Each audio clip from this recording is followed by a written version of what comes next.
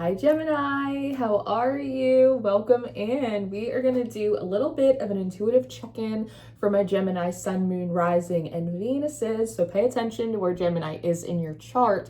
As always, energies are fluid. So this could be directly about you, Gem, but this could also be talking about energies that are happening around you. And when I did your shufflemancy, which is a form of music divination, this song happened to me by Russell Dickerson had come on. So just with that title alone, I feel as though you might be in this process right now of differentiating between what is happening to you, what is happening around you, what is happening for you, and figuring out how to use and move all things. Look at him. Look how cute he is. How to use and move all things for your benefit, even if you find them to be somewhat chaotic or distracting. When I first entered into your energy, I noticed I felt really gritty and frustrated. Do you want to see him? I know you want to see him. I felt really gritty and frustrated in my spirit. And I also was feeling some lower back pain, Gem. Sometimes that is an indication for me of a fear, a lack of stability, a fear of not being properly resourced or abundant, and definitely feeling pressure, there's kind of too much on you. And I think right now you're definitely in a point where you're spiritually really being pushed and pressured. You're really being formed into a diamond, but you also you're really active air. You like to swing a little bit. So I think that there are these moments where things might be piling up a bit and you're going, okay, I'm transmuting, I'm staying in alignment, I'm doing it, and you're starting to feel a little cuckoo bananas, and maybe you need a little bit of a rest. And I definitely feel like you're in a moment right now where you're having to put the lessons that you've learned to the test, right? Faith is an active thing. It's not just a noun. It's something that we have to practice. It is a muscle. So when bills come in and you're feeling a little strapped, you gotta lean on that faith. It's all very active for you, especially in an emotional place. And I find that because intellectually you're so active, you're so quick, you're so with it, kind of like that motorcycle going down the street, that emotionally it surprises you when your waters churn a little bit slower than your mind, right? A wave builds and peaks and crashes and makes its way to the shoreline much slower, though not less powerfully than a big wind gust passing through. And so there's definitely something about understanding how the different elements within you work, and again, how to work with those elements, how to work with the triggers and the energy that are around you. That even if there are moments where things feel like they're happening to you, and maybe they are, you still have the ability to make them work for you, to make that lemonade. Now, originally, I was going to use a combination of two decks, the Jungian Archetypes Oracle, this deck right here, and the Elemental Oracle. But when I mixed them together, I found that only one type of card was coming out. And so I ended up splitting them back up again and mostly pulling from the Elemental Oracle. But when I put the Jungian Archetypes back into the deck, one card specifically fell out, and it is this Trickster card, and you being Mercury ruled are defined as the Trickster. And so I think there's something really interesting here about you potentially being confronted physically or energetically, spiritually, with another trickster. I like to think that your trickster energy speaks more to your mutability, the fact that you're adaptable, you're a shapeshifter. I don't often see Geminis stirring the pot, developed, ascended, integrated Geminis. I don't often see them stirring the pot for no reason or not in good faith. Maybe to lighten up the energy in the room, maybe to have a little ha ha. Maybe sometimes people push you too far and you can switch on to that other face, right? But typically speaking, you don't move in a trickster energy in bad faith. It's just kind of not your way if you're really embodied and you're really integrated. But not all energies are like that. And so I'm feeling, especially with that song on the Shufflemancy for you, that you may be experiencing in the natural, or again, energetically, because there's a lot that goes on behind the scenes for spiritual people that other people might not understand and resonate with, that you might be coming toe to toe with another trickster, but a different kind, a trickster that is much more shadowy, perhaps much more subtle in a way. Wow, you have your bone. Can you just say, you have your little, oh, he dropped it. He dropped his bone now that he's got it. Yeah. Yeah, that's a good boy. So I feel like, because just the look on this trickster's face as well, he seems like a little too gleeful to be like messing with you.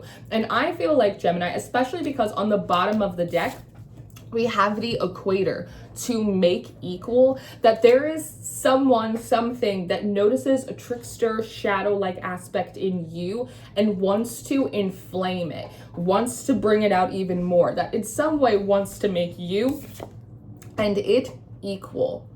Now, this is a really interesting thing, and I oftentimes see it play out on like the narcissist empath kind of spectrum, right? Where a narcissist or someone who just like embodies a lot of darkness will see like light, will see the spirit of life inside of another person, this essence of innocence, right? And they'll try to take advantage of it and sully it and try to like mold this really innocent, faithful person into something that they're really not, as a way to prove to themselves that like that innocent person, that being of light, is also corruptible, that they have the ability to do the same mean, shadowy, unnecessary things that they do. They want to make the light equal to the darkness in a way.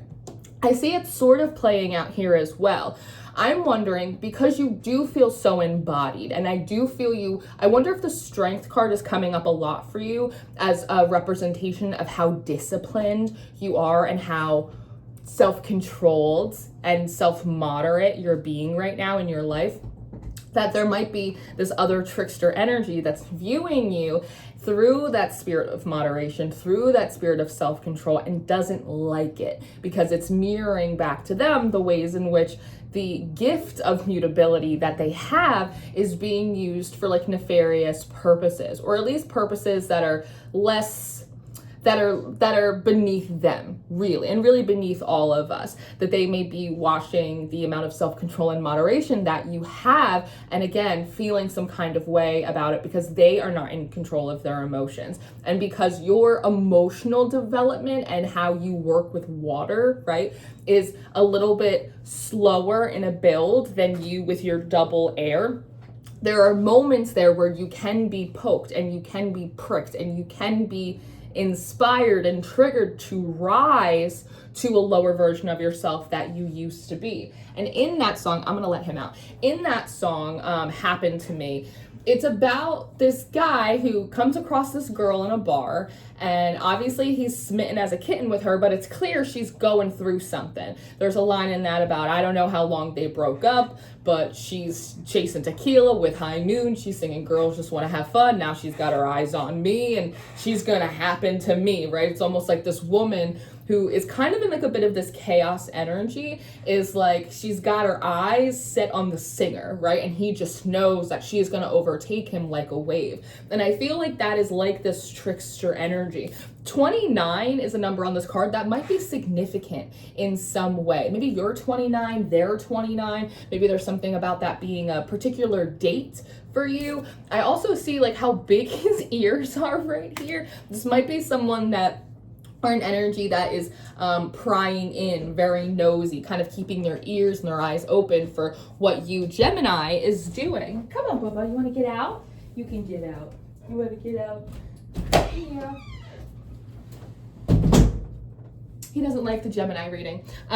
So I think that's really interesting for you to be particularly mindful right now of the people, places, and the energies around you that are being instigating, that are being antagonistic, that are trying to like bait you or get your goat. And especially when these energies are wrapped up in like a very tempting package of some sort. Because there are times when we all recognize that a certain place or a person or a habit, an activity, something that like we like. The shadow aspect of ourselves is like, that's delicious. I really like to like stir the pot in that way. But the higher self going, I know where that leads. I know how it makes me feel after the fact. I know what I end up doing, and then I don't feel great about those behaviors. I know how far I've come. Do I really want to backtrack, right?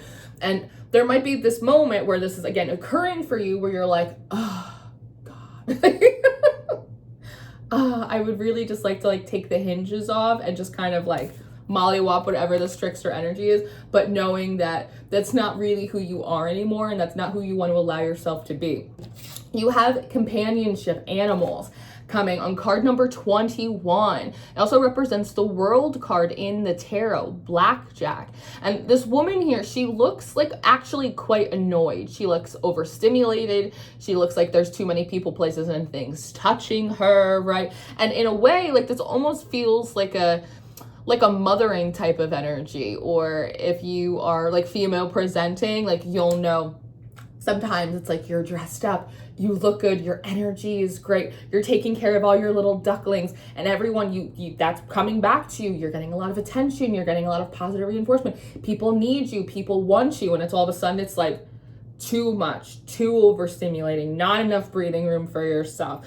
Demand avoidance starts kicking in, right? There's a part of her that's like, I should be so grateful that like I have all of this companionship, that I have all of these animals, that I have all of this around me. But God, what I wouldn't give for just a moment of peace, right? And I say that because the next card is silence, and it says snow. And here she is like in the middle of like this big blooming spring. And there's an aspect of that energy that feels slightly self-sabotagey, in so much as like sometimes when energies are starting to compound in the direction that we want, things are coming in that we've prayed for, the energy is starting to get more positive around us. Oftentimes, in a funny way, that's when we start feeling more dissatisfied and feeling a little bit ungrateful, right? Like I should be grateful, but like, this isn't as good as I thought it was.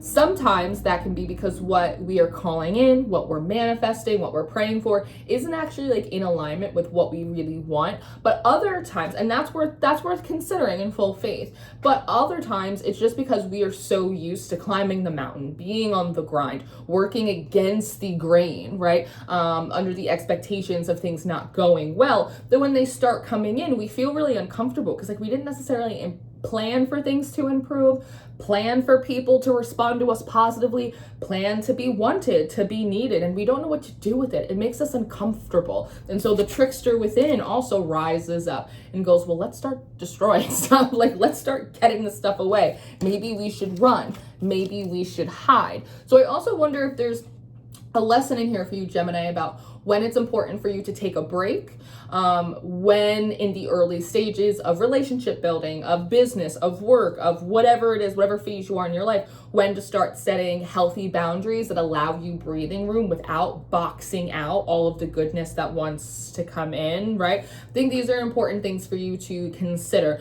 What is the point where I feel like I need to run away because I'm under this expectation that like I need to be so fully available, when in reality, we can set a few boundaries like ahead of time, so that is not the case. We can manage expectations early on. We can identify when we're getting overstimulated and like maybe just need to take like a weekend to ourselves and then get back at it without burning everything down, because we have fury and bushfire coming right underneath here, which is so interesting to me. And so it's the idea of like, again, I'm so overstimulated, I want to burn the house down because I do not know how to communicate, right? My emotions, how I'm feeling. And so I'm trying to intellectualize it. And then you end up in like this little battle within your brain, right?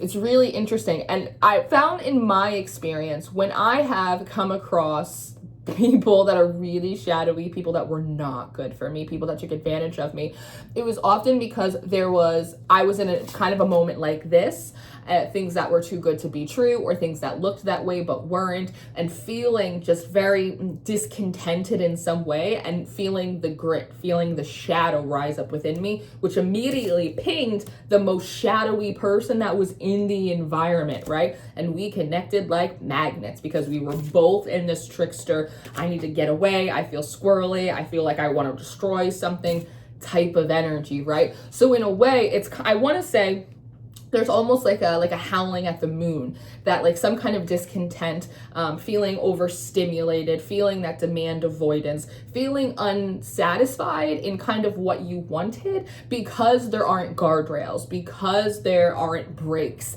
that are necessary, because we're not communicating feelings, and there's still a little bit of discomfort from the growing pains of getting acclimated to the cycle of the water that lives in you, again, because you're so airy, you're double air, in fact. That in a way, it's kind of pinged this trickster energy. But the problem is this trickster energy is not as developed. It's much more shadowy than you are. And it's not quite the right Alice, but it is very reflective maybe of how shadowy you used to be, Gemini. And so it's, again, popping up, and you're having to look at it and go, I've expanded past this energy. I cannot give into this poking, to this prodding. I have to lean on faith as an active thing. I have to put these tools that I have into practice. I have to remember how far I've come, because I have to remember how long it took me to get here. And that will reaffirm the fact that I don't want to go back. And that leads us into expansion. It leads us into the north, where we are not overloaded. We are not super hot. We're not being buried under people. These also kind of feel a little bit like your spirit guides too, like, Gemini, stay focused, stay on the path, you can do it, you can do it. And you're like, I can do it, I can do it. It's that it's that kind of energy. And by the way, you can set boundaries and like ask for space from your ancestors and your angels and your spirit team as well. As someone who is like professionally overstimulated little Pisces, like, I have plenty of times where I'm like, thank you so much, but I need 6 feet of space, y'all. I need 6 feet of space. And usually, like, they'll give it to you, right? If they're energies that love and respect you. So I like here, it's like we've thawed out from all of that snow that's kind of frozen, right? Because the white rabbit here, rabbits talk about magic, right? But they also talk about hypervigilance as well. And we're not overloaded and we're not frozen. We're kind of in this happy medium, and the water is still. Here we have a compass that's emerging. And so I think when you set these boundaries, when you set time limits, stuff like that, you're able to navigate these emotional waters. And you're also able to have all this beautiful like clarity, the truth with this gorgeous blue here, the truth in the darkness, finding the compass in the shadow. Maybe that's what we'll call this reading. Finding the compass in the shadow. That's kind of sexy, you know? Because after that, underneath this silent snow card, you have completion. You have west. Oh, also, it's not for nothing, but this is card number 21 that breaks down to 3. 34 breaks down to 7. And then we have 1. 3, 7, 1. Those might be an area code, a significant number for you, but they are odd numbers. So there might be something, again, about odd people, odd things. The math isn't evening out on certain people, places, things, and energies. Pay attention to that, right? But we do have completion. We have west. West is also associated with the element of water and the element of summer. And I see here with this puzzle piece, there's something being taken out and there's something being put in to your consciousness. Perhaps the piece that's being taken out is the piece that is still very reactionary, because in your pre-meditation, I did get a visualization of like a man almost in like a foxhole or like an army hole, like popping up and looking around and popping back down. It felt, again, like hypervigilance. It felt like a need to both hide and defend oneself, which is coming from, again, feeling overstimulated on one hand, but also like tempted by this trickster energy that's also annoying to you on the other hand, and just kind of feeling a little bit like a rock in a hard place. In Taurus's reading, we were talking about them being like the monkey in the middle. You're kind of, you're something in the middle, but it's certainly not a monkey in this case. But I definitely see with the 4s here. And the next card coming out is 4 as well. So you might be seeing duplicates of 4, 440, 14, 14, 104. Numbers like that coming out. There is a destabilizing piece of the subconscious that's being pulled out, and then you're probably seeing the moon and the sun card a lot in your readings as well, and then a more stabilizing puzzle piece being put in. And it is about the relationship between you and the trickster within, and the spectrum of what and how a trickster can emerge, and figuring out, I want to say, the limits of your own tricky nature, and what your hard lines in the sand are. Your meatloaf, I'll do anything for love, but I won't do that. I am a trickster, I am a murker, I am a shapeshifter, but we don't do that in my house here. Like, really setting those limits and boundaries feels like it's important for you in the establishing of, like, in the hierarchy of your strength and Mercury is how that wants to come forward. And then the last card is atoms. Building, right? I know it says ATOM, but it also feels like ADMM. AM, like atom, like the first man. It's like the first architect, the first structure. In a lot of ways, you might be seeing a lot of like student driver, first driver cars around. There's something about like you're the first man for this job. Like, you're the first one, maybe in your lineage in a very long time, to kind of undertake the transmutation of the trickster and solidify it into something that is more divine and less base in nature. Because here we have you traveling now with all of these balls of light through this kind of beautiful canal that we're seeing here, and then you end up in kind of like this ocean, this big open water. And so I also feel like the emotional constraints and like kind of the constriction of the energy that, again, is kind of forming you into a diamond, even if you would have rather have been a pearl or a ruby. It feels like that starts to open up as soon as you cross through this like emotional threshold and this clear challenge from the trickster. So, Gemini, this is what I have for now. We are going to take it to part 2 and do an extended reading for you over in the Patreon. So if you're interested in that, you could rent it. You could join our little Patreon family. We do a lot of stuff over there. Weekly meditations, weekly tarot readings. We also do daily tarot tips, tarot spreads, journal prompts. We have a lot of fun stuff over there. But I hope this was helpful. I hope that you enjoyed this and this was supportive to your practice. If you need me, my books are open below. Come follow me on Substack, and I will see you next time, Gemini. Goodbye.